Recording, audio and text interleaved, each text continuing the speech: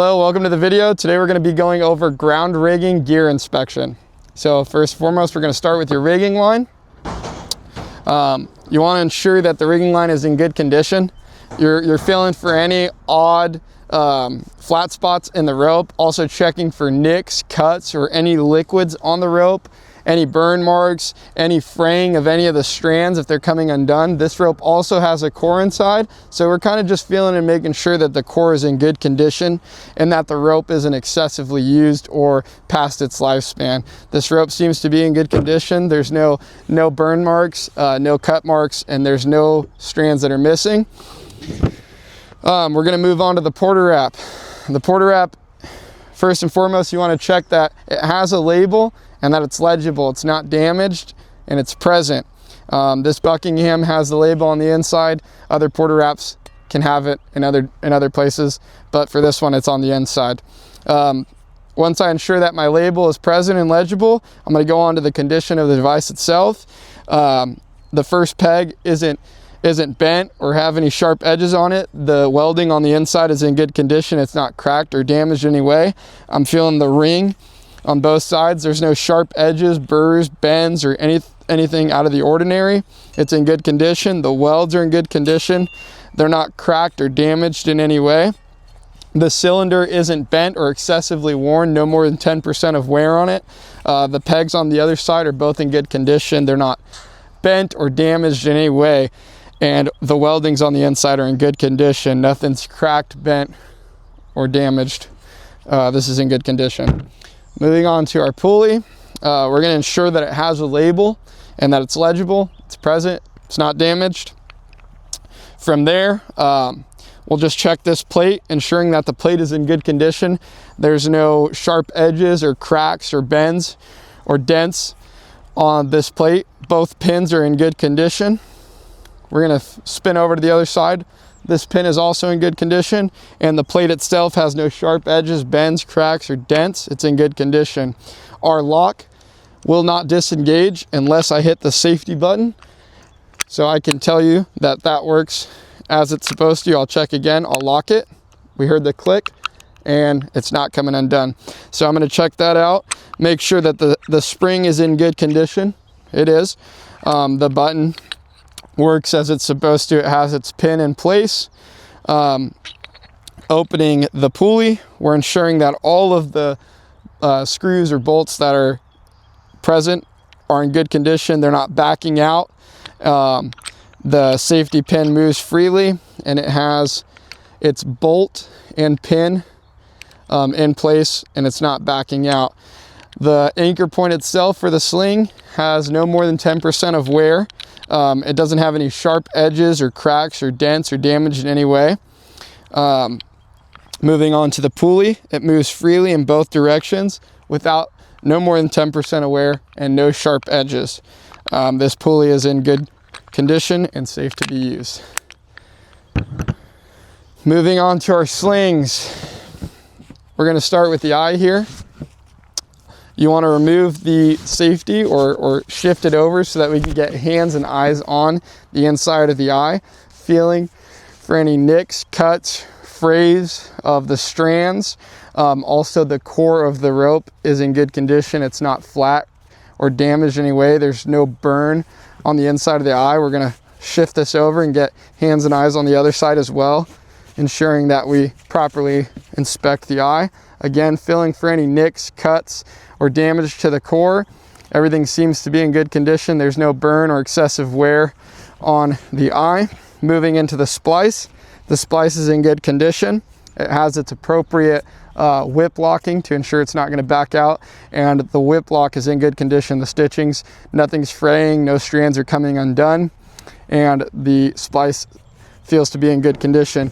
As we're going through the rope, we're checking for any oils or any other liquids, any burn spots, any cuts, nicks, or flat spots in the core of the rope, any of the strands coming undone or fraying, just ensuring that the sling is in good condition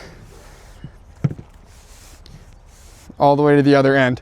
We're going to ensure that it has its appropriate label, it's legible, it's in good condition. and that our whip lock to keep the rope from backing out is in place. It's in good condition. There's no nicks, cuts, or fraying on this whip lock. Moving on to the other sling. This is another type of sling that we use.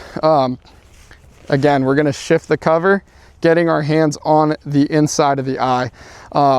This is a hollow braid rope. There is no core, so we're just checking to make sure that it's not excessively worn. None of the strands are coming undone. There's no cuts or oils on it, not excessively burned or used. The splice is in good condition. Eye's in good condition. We're gonna move down.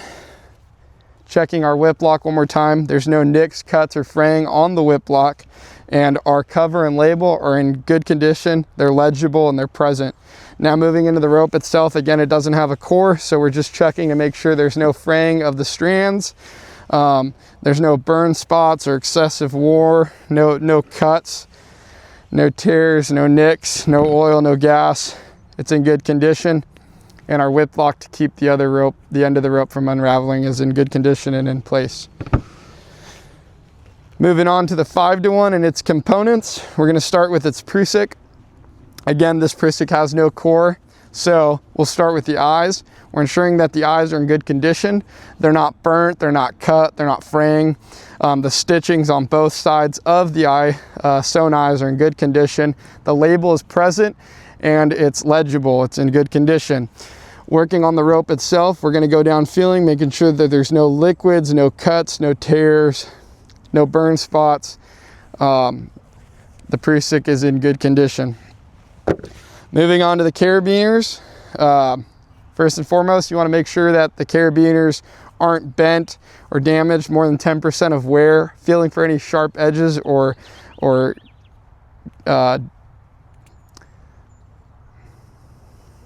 burrs or anything like that. Sorry.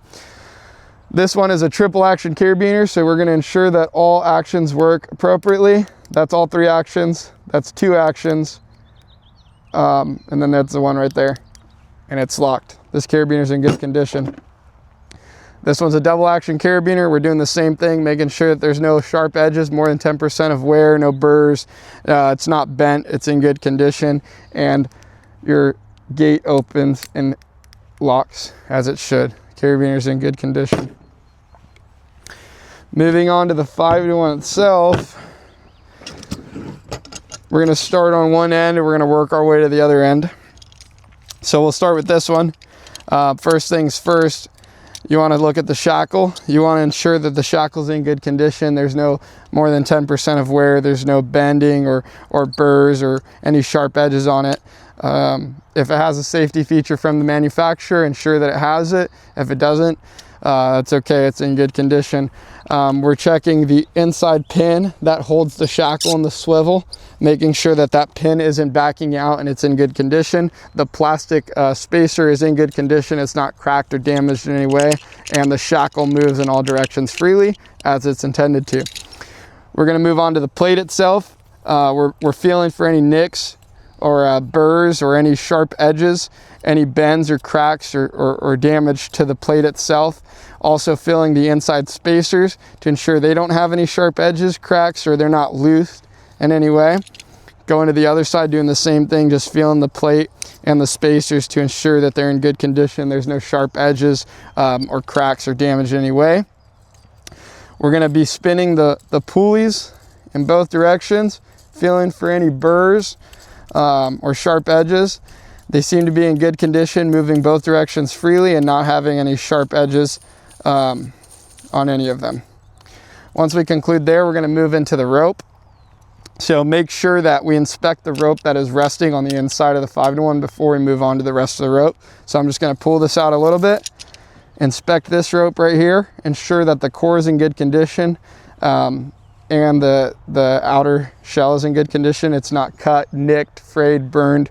It doesn't have any liquids on it. There's no fraying. It's in good condition. Next, as we move down the rope, what you want to do is you want to fill the rope into all the spaces of your fingers, and we're going to just inspect the rope together like this. And same thing, we're just looking for any nicks, cuts, burns, feeling the core as we're passing through the rope, ensuring that the rope is in good condition. There's no fraying, no burns, no cuts. The rope feels to be in good condition. The core feels to be in good condition. Moving down the entirety of the rope in the system, going all the way to the bottom, feeling the rope for any cuts, nicks, frays, going all the way to the bottom here. Still looking at the condition of the rope. We're looking for any cuts, any burn spots, any liquids on the rope, and just the overall condition of the rope as we go down. Okay. Okay, once we get to the other side, you're going to make sure that you pull these ends out as well that are on the inside, and we're checking the inside of the rope, making sure that what was inside the device is in good condition as well. It's not nicked, cut, or damaged in any way. Your eye is in good condition. It's not cut, burned, damaged. Both the stitchings on both sides and the label are in place. The rope is in good condition. We're going to move on to this portion of the 5-to-1. So same thing, we'll start from down here. You got the safety pin in place, keeping the eye connected to the 5-to-1. It's in good condition. The plastic spacer isn't cracked or damaged in any way. Moving on to the plate itself, the plate doesn't have any burrs, bends, or damage in any way. The spacers are in good condition. There's no sharp edges. They're not loose. This bolt on this side is in good condition. It's not backing out. Also, this screw right here is in good condition.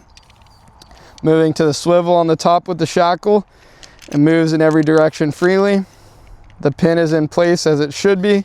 The plastic spacer is in good condition, and the bolt on the inside isn't backing out or damaged in any way.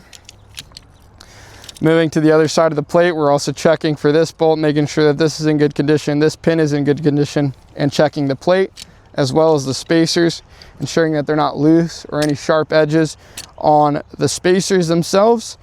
From there, we're going to move into the pulleys, making sure that they move freely in both directions and that they don't have any sharp edges in both directions. We're going both directions, and that's good right now.